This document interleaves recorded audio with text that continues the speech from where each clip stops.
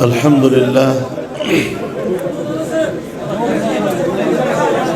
لله وكفى وسلام على عباده الذين اصطفى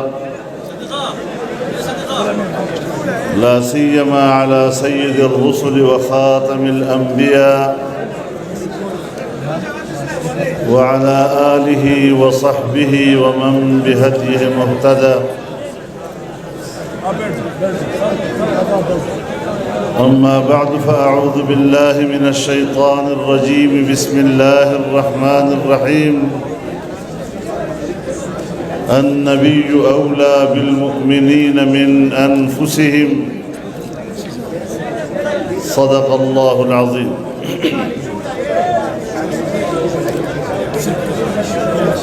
جناب صدر محترم،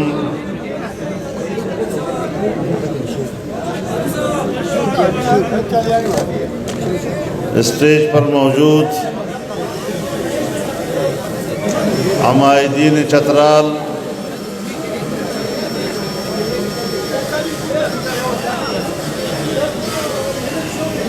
چترال کی خوبصورت وادیوں کے نہایت معزز حضرات،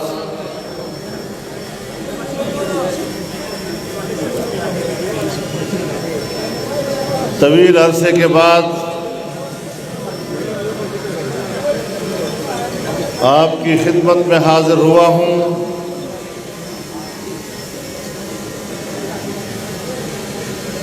آپ نے جس محبت اور خلوص کا اظہار کیا ہے اور محبت کے پھول ہمیں پیش کیے ہیں، میں دل کی گہرائیوں سے آپ کے اس جذبے اور اس ولولے کو سلام پیش کرتا ہوں۔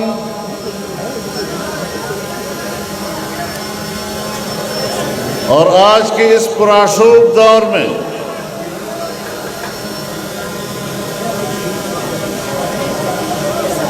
جب ہماری قومی آزادی کو داؤ پر لگا دیا گیا ہے،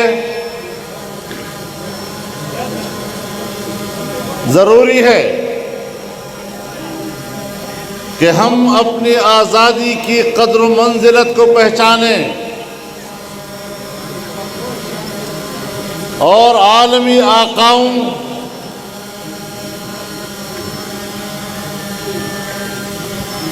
کی غلامی سے نجات حاصل کریں۔ آج ملک کا ہر طبقہ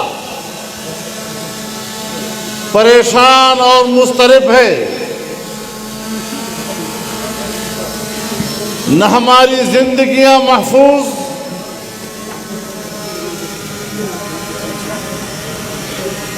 نہ عقیدہ ختم نبوت محفوظ،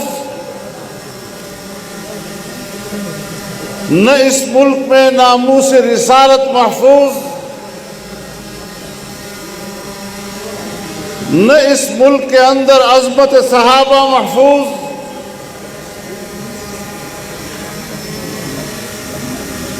نہ اس قوم کا اور اس عوام کا ووٹ محفوظ، نہ ہمارے ملک کے نوجوان کا روزگار محفوظ،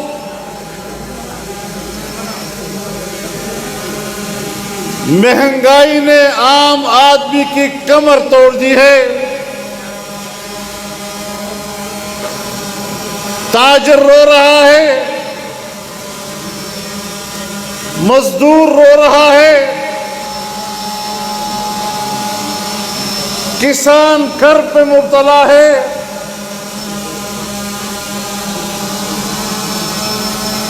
وکیل سراپا احتجاج ہیں، ڈاکٹر احتجاج کر رہے ہیں،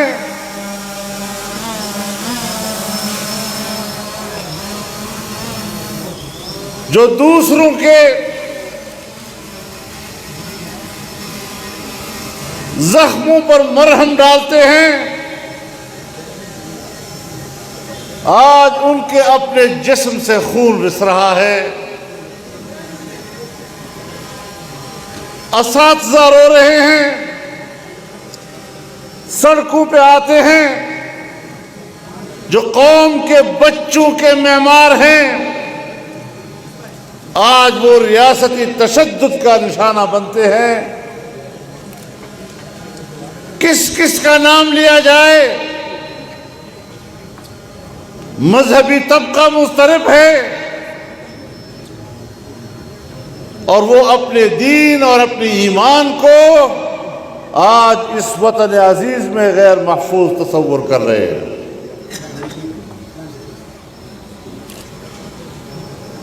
ایسے حالات میں میں جمعیت علماء اسلام چترال کو مبارکباد پیش کرتا ہوں کہ انہوں نے عوام کے دلوں کی ترجمانی کرتے ہوئے اور ان کی آواز بنتے ہوئے اس عظیم الشان اجتماع کا اہتمام کیا ہے، اور میری سعادت ہے کہ میں ان حالات میں پاکستان کے مظلوموں کے ساتھ کھڑا ہوں۔ میرے محترم دوستو،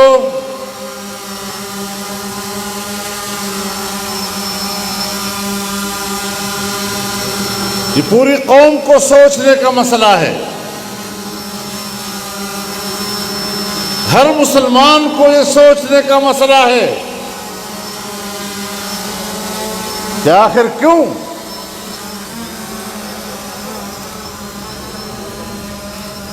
ریاست و حکومت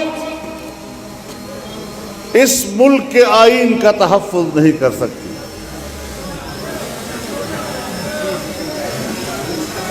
اسلام کو اور اسلامی قوانین کو آئین کا تحفظ حاصل ہے،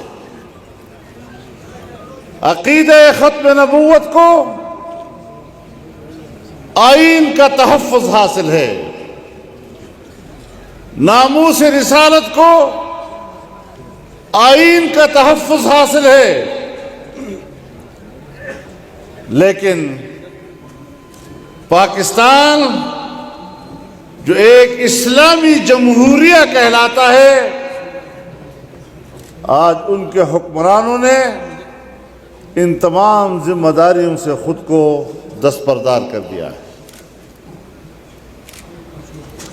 وجہ یہ ہے کہ پاکستان پر، پاکستان کے عوام پر عوام کی نمائندہ حکومت موجود نہیں ہے، اور جو حکومت ہے وہ عوام کی نہیں، وہ دھاندلی کی پیداوار ہے، وہ چوری کی پیداوار ہے، عوام کے مینڈیٹ پر ڈاکہ ڈالا گیا ہے، اور پھر کہتے ہیں آپ نے بولنا نہیں۔ خدا کی قسم، سولی کے تختے پر مجھے کھڑا کر دو، بندوق کی نالی کے سامنے مجھے کھڑا کر دو، اس نعرہ تکبیر، اس حالت میں بھی میں یہ کہوں گا، ڈنکے کی چوٹ کہوں گا، پاکستان کے طاقتور اداروں کو بتا دینا چاہتا ہوں، آپ ہزار طاقتور رہیں، بخدا آپ کے سامنے کہوں گا کہ تم نے دھاندلی کی ہے، تم نے ناجائز حکومت قائم کی ہے، ہم اس حکومت کو تسلیم نہیں کر سکتے۔ نعرہ تکبیر، زندہ ہے جمعیت، زندہ ہے جمعیت، یہ تیری جمعیت، یہ میری جمعیت، یہ سب کی جمعیت، شیخ الہند کی جمعیت، مفتی کی جمعیت، قائد ملت اسلامیہ کی جمعیت، نعرہ تکبیر۔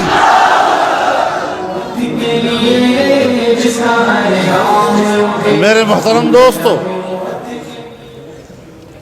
میرے محترم دوستو، ہم ان حالات میں سفر کر رہے ہیں، ہمیں اپنے آباء و اجداد نے اور اپنے اسلاف نے غلامی کا درس نہیں دیا ہے.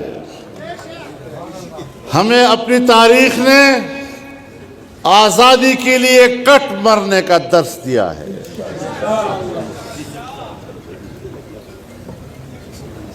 ہم ایسی ماؤں کے گود میں پلے ہیں جہاں خوف کی کوئی ہوا وہاں سے نہیں گزری.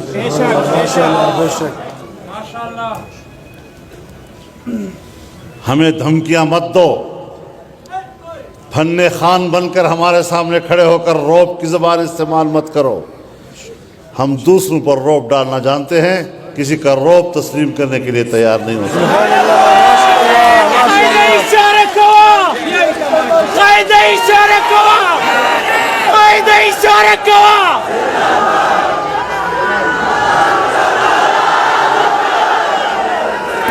للکار ہے, للکار ہے, للکار ہے, للکار ہے, للکار ہے, للکار ہے. بہت ہو گیا ہے.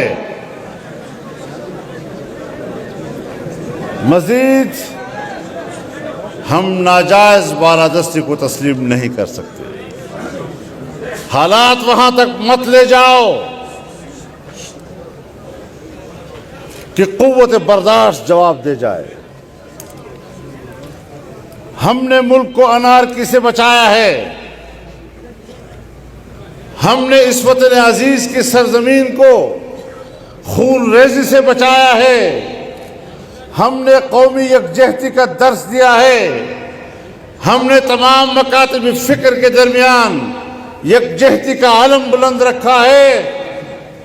پھر ایسے حالات پیدا کر دیے جاتے ہیں. کون پیدا کر رہا ہے؟ کون ذمہ دار ہے اس کا؟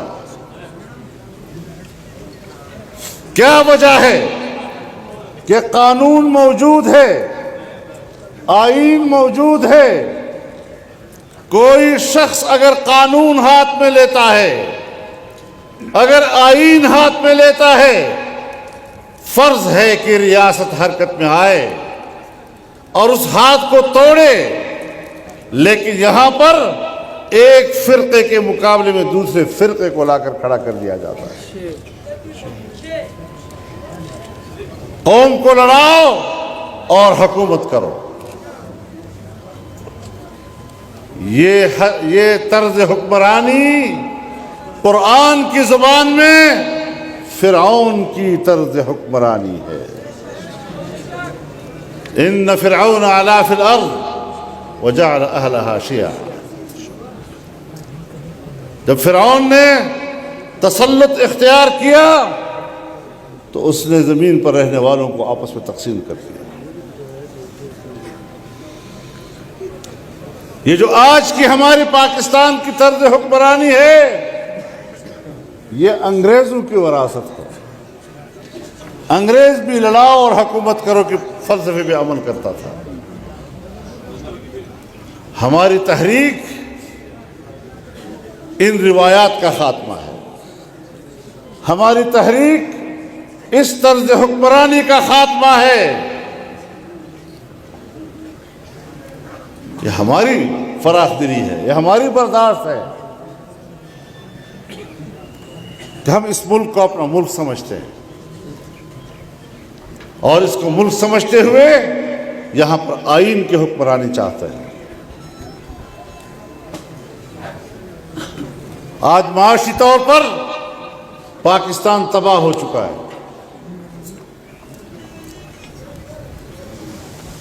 آپ کی سالانہ پیداوار کی شرح نمو 0 سے نیچے چلی گئی ہے. کہاں کھڑے ہیں ہم لوگ؟ اور پھر ضد ہے کہ ہم نے حکومت کرنی ہے. پھر ہم جانتے ہیں ان فلسفوں کو. ہم نے زندگی اس سیاست کی غلام گردشوں کی آوارہ گردی میں گزاری ہے. پھر ہم جانتے ہیں اس بات کو کہ جب ملک معاشی لحاظ سے تباہ ہو جاتا ہے تو پھر وہ ملک اپنا وجود کھو بیٹھتا ہے۔ سوویت یونین کی مثال ہمارے سامنے ہے، آج پاکستان کو اس طرف لے جایا جا رہا ہے۔ ایک طرف معاشی لحاظ سے ملک کنگال ہو گیا ہے اور دوسری طرف سے فرقہ وارانہ فسادات کے ذریعے اس ملک کی اور قوم کی رہی سہی کسر بھی نکالی جا رہی ہے۔ ریاست کو دو چیزیں چاہیے، ایک معاشی خوشحالی اور ایک امن۔ اگر یہ دو چیزیں عام آدمی کو ریاست فراہم نہیں کر سکتی تو پھر اس ریاست کو اس قوم اور اس قوم کے غریب آدمی سے ٹیکس لینے کا بھی کوئی حق حاصل نہیں ہوتا۔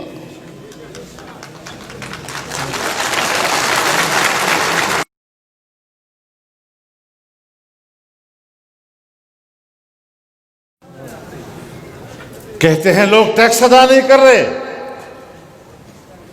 ٹیکس کس کو دیں؟ ایسے حکمرانوں کو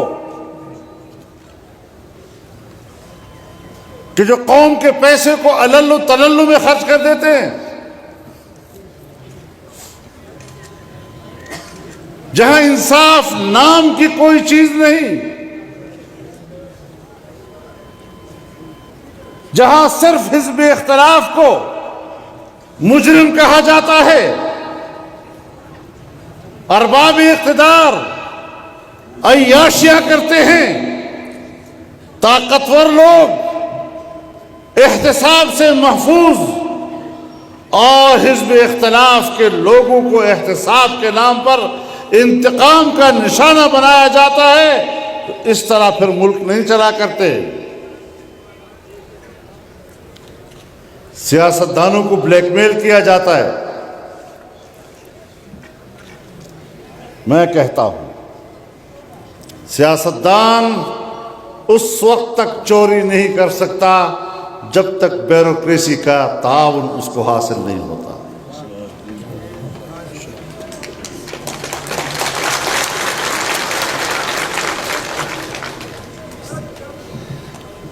لیکن آج ہمیں ڈرایا جا رہا ہے، احتساب سے ڈرایا جا رہا ہے۔ آپ نے ہمارا کیا احتساب کرنا ہے؟ انشاءاللہ تمہارا احتساب انشاءاللہ ہم کریں گے۔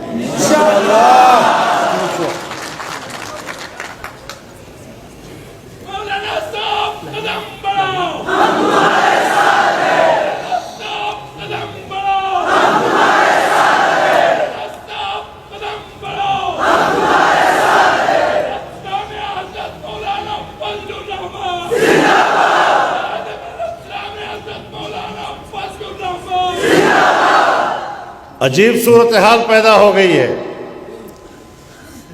بڑی جرت کے ساتھ ناموس رسالت پر حملہ کر دو،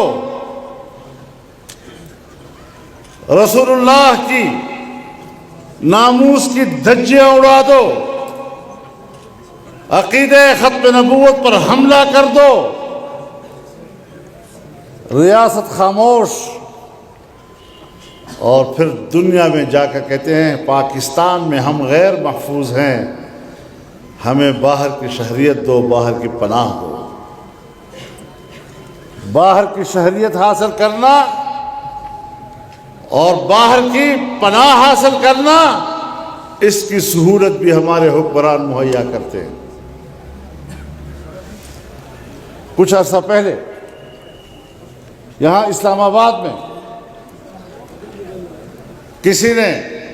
کسی بدبخت نے حضرت ابوبکر صدیق رضی اللہ تعالیٰ عنہ کے حوالے سے بازاری زبان استعمال کی۔ FIR درج ہو چکا ہے اور اس کے باوجود 48 گھنٹے کے اندر اس کو راستہ دیا گیا اور اس کو برطانیہ پہنچایا گیا۔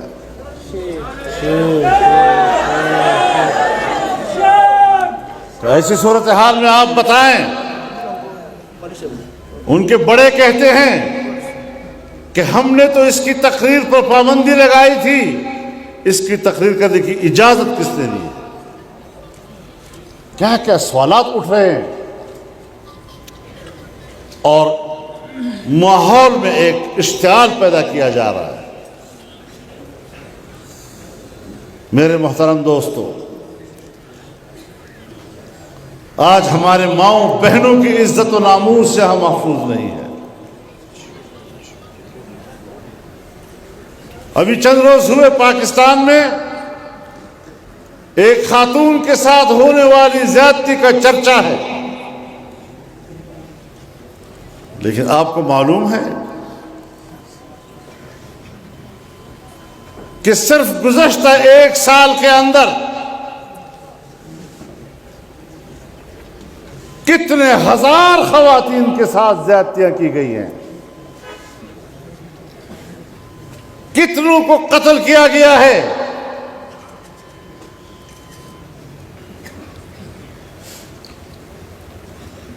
لائی جائے سامنے، قوم کے سامنے وہ رپورٹ کہ پاکستان میں خاتون کس قدر غیر محفوظ ہے۔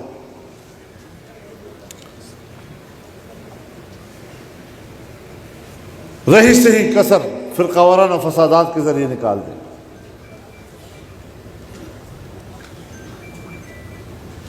ہم پاکستان میں پرامن ماحول چاہتے ہیں، ہم پاکستان میں خوشحال معیشت چاہتے ہیں، ہم پاکستان میں ہر شہری کو تحفظ دینا چاہتے ہیں، ان کی عزت کا تحفظ، اس کے ناموس کا تحفظ، اس کی آبرو کا تحفظ، اس کے روزگار کا تحفظ، اس کی جان کا تحفظ، اس کے مال کا تحفظ۔ اس طرف ہم نے سفر کرنا ہے۔ میرے چترال کے دوستو، اس حوالے سے آپ نے ایک نئے عزم کے ساتھ چلنا ہے انشاءاللہ۔ نئے عزم کے ساتھ آگے بڑھنا ہے ہم نے، اور تب جا کر ہم نے جابر قوتوں کو شکست دینی ہے۔ اگر ہمارے اندر یہ احساس نہیں ہے کہ ملک پر جبر کی حکمرانی ہے، اگر ہمارے عوام میں یہ احساس نہیں کہ ہم عالمی قوتوں کے غلام ہیں، اگر ہمارے عوام میں یہ شعور نہیں ہے کہ دھاندلی کے ذریعے ہم پر حکومت مسلط کی جا رہی ہے، اگر ہمارے عوام میں یہ شعور نہیں کہ باہر کے ایجنٹ ہمارے حکمران بنائے جاتے ہیں، تو یاد رکھو کبھی بھی آپ کو خوشحالی کا دن نہیں ملے گا۔ اس کے لیے کچھ اصول اپنانے پڑیں گے اور اس کی طرف ہمیں سفر کرنا ہوگا۔ تو میرے محترم دوستو، ہم اس حوالے سے میدان عمل میں ہیں، ہم سر سے کفن باندھ کر نکلے ہیں میدان میں، ہم جان کی پرواہ کیے ہوئے نکلے ہیں انشاءاللہ، اور آپ سے بھی ہم یہی جذبہ اور یہی ولولہ اور یہی عزم چاہتے ہیں۔ لبیک لبیک لبیک لبیک لبیک لبیک، قائد اشارہ کرا، قائد محترم حکم کرے۔ تو یہ پیغام ہم ملک کے کونے کونے میں پہنچا رہے ہیں انشاءاللہ، اور ظاہر ہے کہ پھر یہ تحریکیں محض روایتی جلسے کرنے اور قراردادیں پاس کرنے سے یہ مقاصد حاصل نہیں ہوں گے۔ اس کے لیے مضبوط فیصلے ہمیں کرنے ہوں گے، مستحکم فیصلے ہمیں کرنے ہوں گے، اور ایک مضبوط عزم کے ساتھ ہمیں آگے بڑھنا ہوگا۔ تو کیا خیال ہے عزم کے ساتھ آگے بڑھیں گے یا نہیں؟ یا بس جلسہ سن لیا اور اس کے بعد ختم؟ میرے محترم دوستو، اسی مقصد کو لے کے ہمیں آگے بڑھنا ہے۔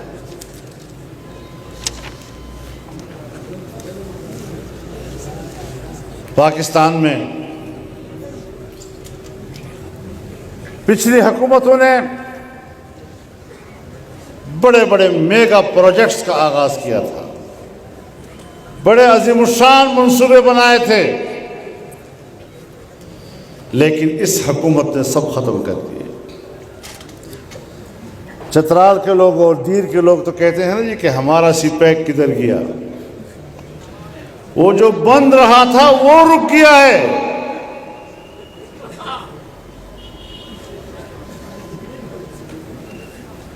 عجیب ہماری سیاست ہے۔ جب یہ موجودہ نئی حکومت آئی تو اس نے سی پیک منصوبے کو روک دیا۔ دلیل کیا تھی؟ پاکستان کے عوام بڑے غریب ہیں، اتنے بڑے منصوبے ہمارے عوام برداشت نہیں کر سکتے، ہمیں چھوٹے منصوبوں پہ آنا ہوگا۔ چھوٹے چھوٹے منصوبے، چھوٹے منصوبے کیا ہیں؟ انڈا بیچو، مرغی بیچو، گٹا بیچو، اور یہ آپ کی ملک کی معیشت کی بنیاد بن گئی۔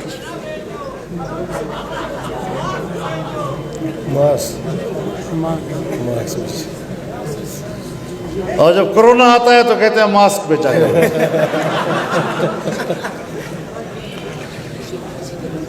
ان کو پتہ ہی نہیں معیشت کس کو کہتے ہیں۔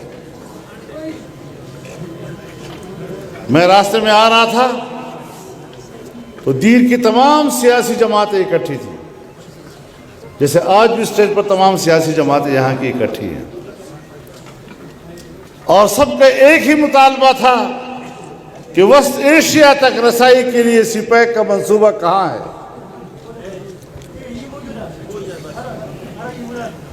انشاءاللہ ایسے بڑے منصوبوں کے لیے کہ جس سے عام آدمی کی ترقی کی راہیں کھلتی ہیں،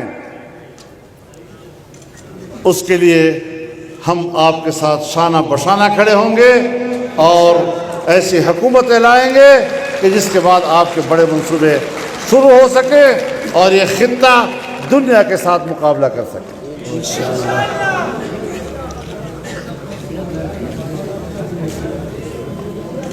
آج کیا صورتحال ہے؟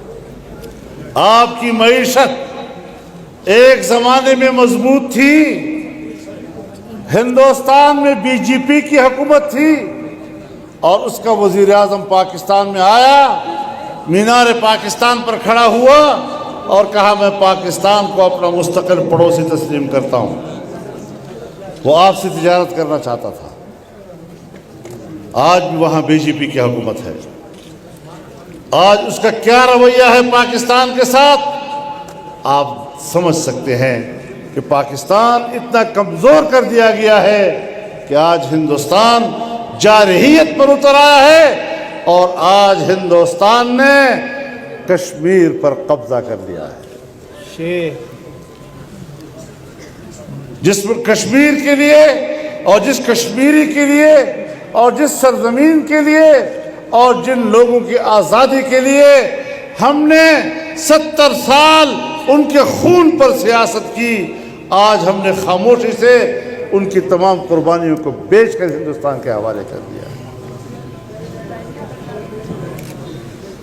آج افغانستان آپ سے منہ موڑ رہا ہے، آج ایران ہندوستان کی طرف مائل ہے۔ ہمارا اول دن کا دوست اور مضبوط دوست اور اسلامی رشتے میں سب سے مستحکم دوست جو ہر برے وقت پہ پاکستان کے کام آیا، سعودی عرب کے تحفظات ہے آپ کی پالیسیوں پہ۔ وہ چین جس کی دوستی کو ہم بحر الکاہل سے گہری، ہمالیہ سے اونچی اور شہد سے میٹھی دوستی کہا کرتے تھے، آج اس طرح کا دوست چائنا پاکستان کے بارے میں تحفظات رکھتا ہے۔ ہم نے کسی کو اپنا چھوڑا؟ کون سی خارجہ پالیسی؟ ہندوستان کشمیر پہ قبضہ کر رہا ہے، اس کی خصوصی حیثیت کو ختم کر رہا ہے، اس کا پرائم منسٹر اور اس کا وزیر خارجہ پوری دنیا گھومتا ہے، ایک ایک ملک پہ جا کر اپنا موقف دے رہا ہے، اور ہمارے ملک کا جو نامزد قسم کے لوگ ہیں، غیر منتخب جبری قسم کے حکمران، دفتر میں بیٹھ کر ٹیلی فونیں کرتے ہیں۔ ٹیلی فونوں پہ خارجہ پالیسی چلتی ہے، ٹیلی فونوں پر اپنے ملک اور قوم کے مقدمے لڑے جاتے ہیں۔ ایسے بے حس لوگ جو آپ پر مسلط ہیں، ان بے حس لوگوں سے اپنے ملک کو نجات دلانی ہے۔ تو میرے محترم دوستو، انشاءاللہ العزیز یہ ساری صورتحال ہمارے نظر میں ہے۔ پاکستان کی خارجہ پالیسی ہو، داخلہ پالیسیاں ہوں، معاشی پالیسی ہو، امن و امان کی پالیسی ہو، قومی وحدت کی پالیسی ہو، یہ تمام معاملات ہمارے نظر میں ہونے چاہیے، اور قومی سطح پر ہمیں ایک انقلاب برپا کرنا ہوگا۔ ہمیں عام روایات سے ہٹ کر اب فیصلے کرنے ہوں گے۔ انشاءاللہ ہم قدم رہیں گے۔ میں چونکہ کافی عرصے کے بعد یہاں آیا ہوں، میرے بہت سے دوست جو 8-10 سال پہلے میرے ساتھ اسٹیج پر ہوتے تھے، وہ بھی آج دنیا سے چلے گئے ہیں۔ ہم سب ان کے لیے دعائیں مغفرت کریں، ان کے خاندانوں کے ساتھ میں ہمدردی کا اظہار کرتا ہوں، اور اللہ سے دعا ہے کہ ان کی تمام زندگی کی محنتیں اللہ قبول فرمائے۔ آپ حضرات جلسے میں آئے ہیں، دور دور سے آئے ہیں، اور پہاڑوں کے سفر طے کر کے آئے ہیں۔ آپ کی اس تشریف آوری پر میں آپ کا شکر گزار ہوں۔ تمام سیاسی جماعتوں کے یہاں ذمہ داران، مختلف مکاتب فکر کے اور مذاہب کے یہاں نمائندے آئے ہوئے ہیں۔ میں سب کو خوش آمدید کہتا ہوں، ان کی تشریف آوری کو نیک فال سمجھتا ہوں۔ اللہ تعالی ہمیں ہمارا ملک خوشحال اور